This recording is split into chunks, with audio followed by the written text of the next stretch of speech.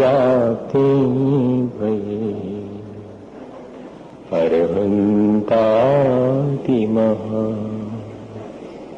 जो विद्यादि सागर सुधी जो विद्यादि सागर सुधी गुरु है हितैषी शुद्धात्म में निरत नित्य हितोपदेशी वे पाप ग्रीष्म ऋतु में जल है सयाने पूजो है सतत केवल ज्ञान पाने पूजो है सतत केवल ज्ञान पाने। बोले भगवान महावीर स्वामी की, आचार्य कुंद कुंद स्वामी की, आचार्य गुरुवर विद्यासागर मुनि महाराज की।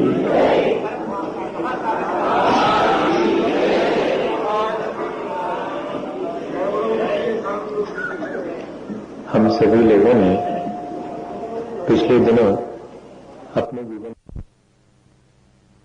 मुझे जगा लिया और सो जाया करते थे। किसके भरोसे कि कोई जगा लेगा। संसार में हम विश्वास के सहारे कितने बड़े बड़े निर्णय ले लेते हैं।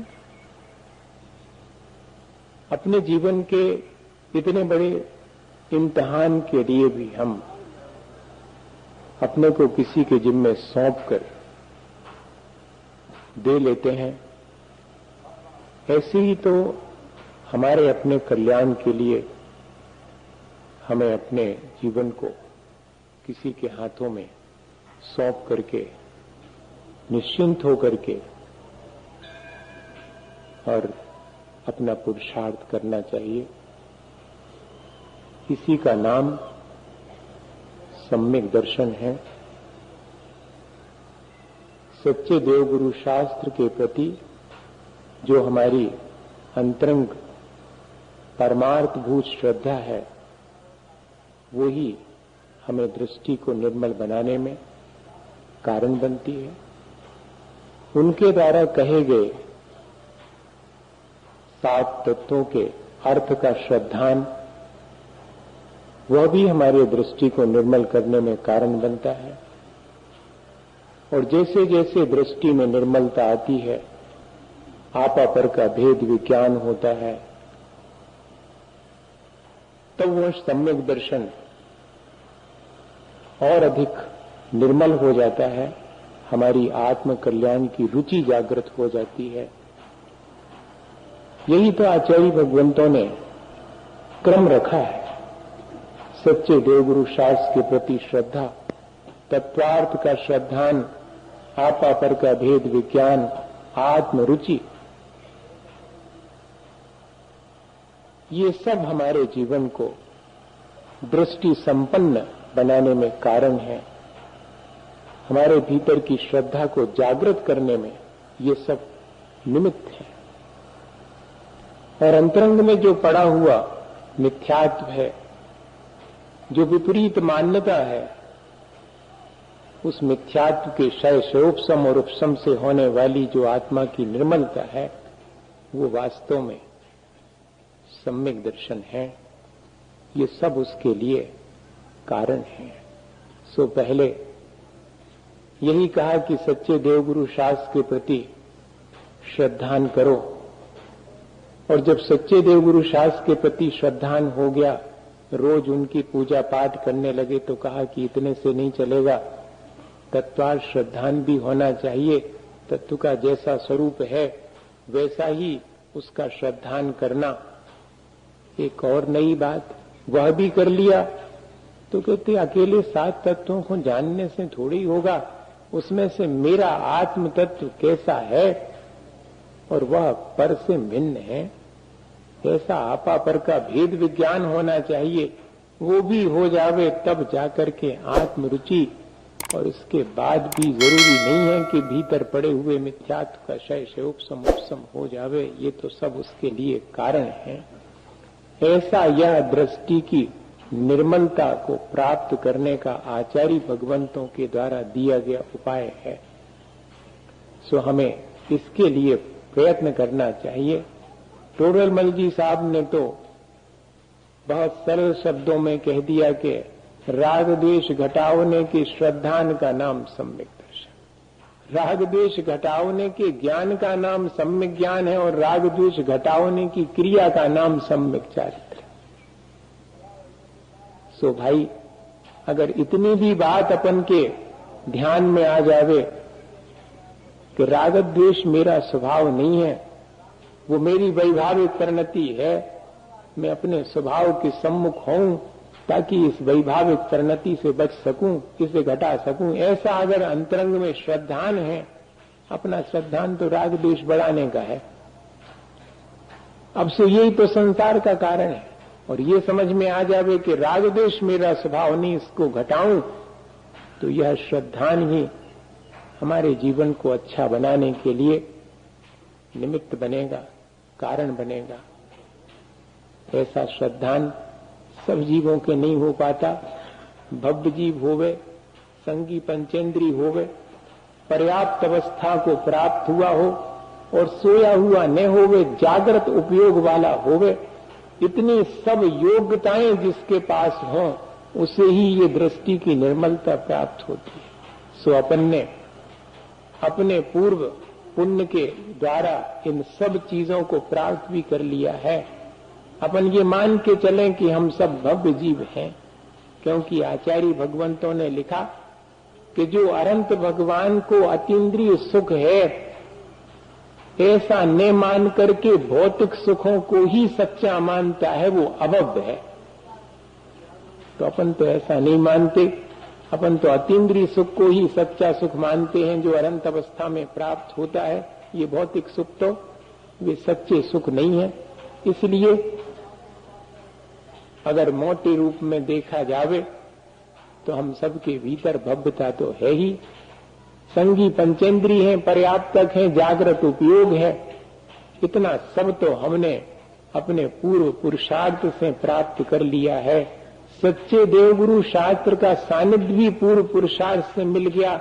इतना शयोपशम भी है कि प्रयोजन भूत 7 तत्वों का ज्ञान कर लेवें, लेकिन प्रयोजन भूत 7 तत्वों का ज्ञान करने के बाद भी अपने आत्मा के कल्याण की रुचि जागृत न होवे, तो भैया उसको क्या कहा जाए। और उस क्षयोपशम का उपयोग दूसरे को समझाने में हमारा लग जाता है, या इस बात का अहंकार हो जाता कि हम तो तत्व के बारे में बड़ी बारीक बात जानते हैं। प्रयोजन भूत 7 तत्वों का ज्ञान हमें उन सब से पृथक आत्म तत्व को उपादेय समझने में कारण बन जावे, और हम अपने उस आत्म तत्व को उपादेय मान करके उसकी जो वैभाविक स्थिति है उससे मुक्त होने के लिए पुरुषार्थ करने लगे, तो ही समझना कि हमने इस जीवन का लाभ उठा लिया है, हमारा जीवन सार्थक हो गया। वरना ये सब मिलने के बाद भी और हमने इस तरफ अपनी दृष्टि नहीं रखी, तब हमारा यह सब कहते अकारथ हो गया। इतना सब किया, आंख मिल जाने के बाद कोई व्यक्ति ठीक ठीक देख न सके तो उसको क्या कहेंगे कि भाई इसने आंख का ठीक से उपयोग नहीं किया। हमें जो पर्याय मिली हम उसमें अपने जीवन को अच्छा न बना पाए, तो इस पर्याय की क्या सार्थकता और उसकी क्या दुर्लभता। दुर्लभता और सार्थकता तो तब है जबकि हम ये कार्य उसमें कर सकें, अपनी दृष्टि को निर्मल बनाने का कार्य कर सकें। पूरा जीवन ही नहीं, कई जीवन भी अगर सौंपना पड़े तो हम इस काम के लिए सौंपें कि मुझे वो दृष्टि की निर्मलता। अर्हन्ते सो भक्ति सम्मतम, अनंत भगवान में जो सुख भक्ति है वह मुझे प्राप्त हो और अनंत के जैसा ही मेरा स्वरूप है ऐसा मेरे भीतर श्रद्धा उत्पन्न हो, ताकि मैं उस अवस्था को प्राप्त कर सकूं, वही मेरे लिए प्राप्तव्य है। ऐसा मन के भीतर भाव उत्पन्न होना चाहिए, ऐसी दृष्टि हमें प्राप्त होनी चाहिए। अकेले आंख प्राप्त होने से जरूरी नहीं है कि दृष्टि प्राप्त हो जाए। इसी तरह अकेले चार बातें उनका ज्ञान हो जाने से जरूरी नहीं है कि हमें तत्व का दर्शन, आत्मदर्शन हो ही जावे। एक बाबा जी ने रास्ते में पड़े हुए व्यक्ति को देखा, शराब पिए हुए था वो, तो उसको देख करके उन्हें लगा कि ये तो परिचित सा है। तो गौर से देखा तो याद आ गया कि अरे ये तो वही व्यक्ति है जो मेरे पास एक दिन आया था और इसकी दोनों आंखों में रोशनी नहीं थी, तो मेरे से इसने कहा था कि बाबा जी आशीर्वाद दो, मेरे दोनों आंखों में रोशनी आ जावे, आप भी भगवान से मेरे लिए प्रार्थना करो। सो मैंने भी भगवान से प्रार्थना करी थी। सो भगवान की भक्ति का फल कहो या इसके पुण्य कर्म का उदय कहो, पाप कर्म की निर्जरा कहो या कि होनहार कहो, चाहे जो कहो, इसके रोशनी आ गई थी। लेकिन रोशनी आने के बाद इसने ऐसा काम किया, आज नशे में पड़ा हुआ है, इसे होश में लाना चाहिए। उसे होश में लाए और जैसे ही होश में आया तो बाबा जी ने कहा कि पहचाना मुझे? तो पहचान गया तो आंख नीची हो गई। बाबा जी ने कहा कि मुझे तुमसे ऐसी आशा नहीं थी कि मैंने तुम्हारे लिए इतनी मेहनत करके भगवान से प्रार्थना करी और तुम्हें आंखों की रोशनी भी मिल गई और तुम ऐसे व्यसन में लग गए। तो उसने क्या जवाब दिया?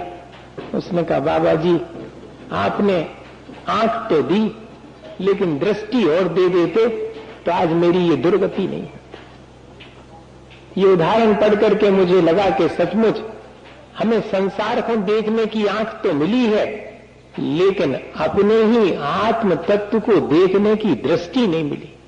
वो कोई दे नहीं सकता, वो तो स्वयं ही अपने पुरुषार्थ से हमें अपने भीतर प्रकट करनी पड़े। और वो कैसे प्राप्त होगी? जिनकी आंख खुल गई है, जिन्हें ऐसी दृष्टि प्राप्त हो गई अपने आत्म तत्व को प्राप्त करने की, और जिन्होंने उस अपने आत्म स्वरूप को जानकर उसे प्राप्त भी कर लिया है, उनके चरणों में अपनी श्रद्धा व्यक्त करके और निरंतर अपने राग द्वेष को घटाते चले जावे, तब जाकर के और हमारी भी वो दृष्टि हमें प्राप्त हो जाएगी, जिससे कि हम अपना जीवन अच्छा बना सकेंगे, अपना कल्याण कर सकेंगे। जो जितना जितना अपना राग द्वेष घटावे, समझना कि वो उतना ही दृष्टि संपन्न है, उतना ही उसकी दृष्टि निर्मल है, उतना ही उसका कॉन्सेप्ट क्लियर है। उसे मालूम पड़ गया है कि राग द्वेष मेरा स्वभाव नहीं, संसार बढ़ाने वाली चीज है और मैं तो घटाना चाहता हूं, अपने संसार को और अपने जीवन को अच्छा बनाना चाहता हूं। तो वो सुख दुख में हर्ष विषाद न करेगा। जिसकी दृष्टि निर्मल हो जाती है, फिर सुख और दुख के अवसर आने पर वो विषाद और हर्ष नहीं करता। क्या ऐसा हमारे जीवन में आ सकता है? हम चाहें तो पुरुषार्थ करके और अपने जीवन को ऐसा बना सकते हैं। जिस जीवन में जितना हर्ष विषाद कमती है, वही जीवन उतना अच्छा है। भगवान को देखो, हम कितने उनके गीत गावें, अच्छी द्रव्य से पूजा करें, कभी प्रसन्न नहीं हो। और ले जावे, वर्षों ले जावे मंदिर, तो अपने पे कसुमार भगवान नोटिस जारी नहीं करत कि भैया साल भर हो गई आप नहीं आ रहे, हम आपसे नाराज है। नहीं, आपकी पूजा से उन्हें कोई अर्थ नहीं है, ना आपके निंदा से उन्हें कोई विषाद है। वे तो हर्ष विषाद से ऊपर उठ गए, वही उनका जीवन श्रेष्ठ है, वही हमारे लिए आदर्श है। तो रोज हम भी इसी तरह का पुरुषार्थ कर सकते हैं कि मैं हर्ष विषाद के अवसर पर कितनी जल्दी और उसे जीत पाता हूं, हर्ष के अवसर आने पर मैं महीनों उसी में गाफिल तो नहीं हो जाता और मैं उसी में डूब करके जीवन कष्ट नहीं रहा हूं, ऐसा विचार कर लें और हर्ष विषाद के अवसर पर, सुख दुख के अवसर पर और जरा सा हम उससे ऊपर उठने के लिए, समता भाव धारण करने के लिए प्रयत्न करें, तो ही हमारी दृष्टि निर्मल होने के लिए, हमारा जीवन अच्छा बनने के लिए गति मिलेगी। भाई एक छोटी सी घटना आपको सुनाऊं और बस इतनी ही बात। एक बूढ़ा व्यक्ति था, उसके एक बेटा था और एक घोड़ा था, इसके अलावा और कोई नहीं था। घोड़ा अस्तबल में बंधा रहता था, बहुत सुंदर था, बूढ़े को बहुत प्रिय था, सेवा करता था।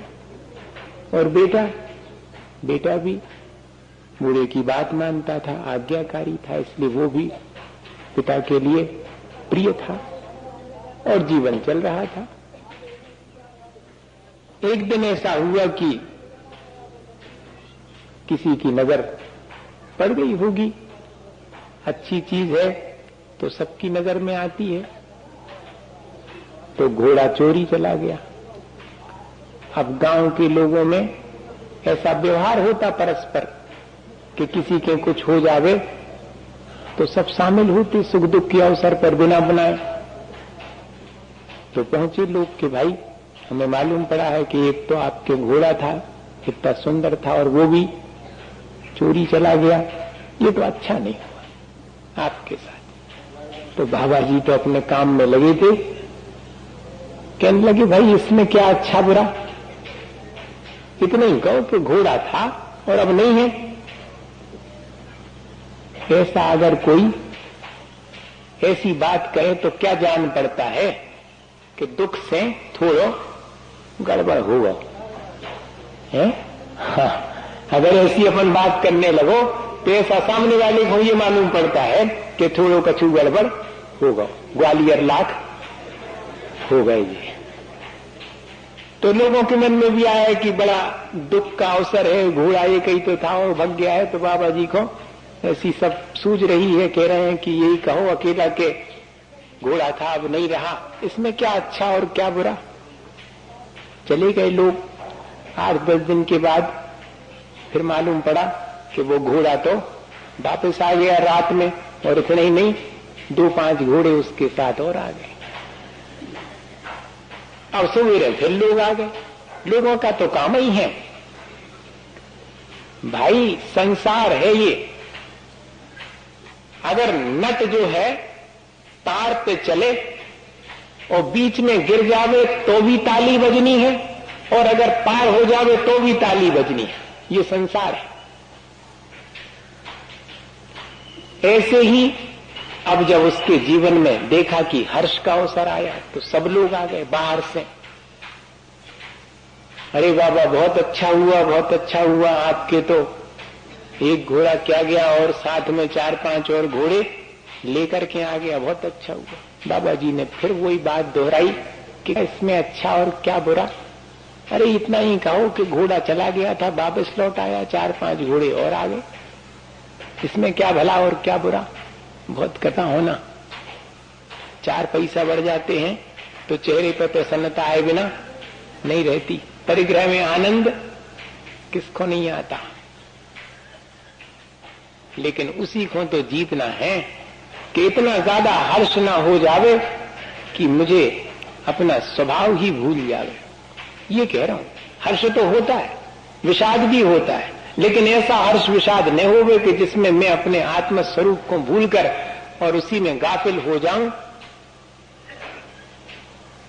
ऐसी दृष्टि हमें प्राप्त हो जाए।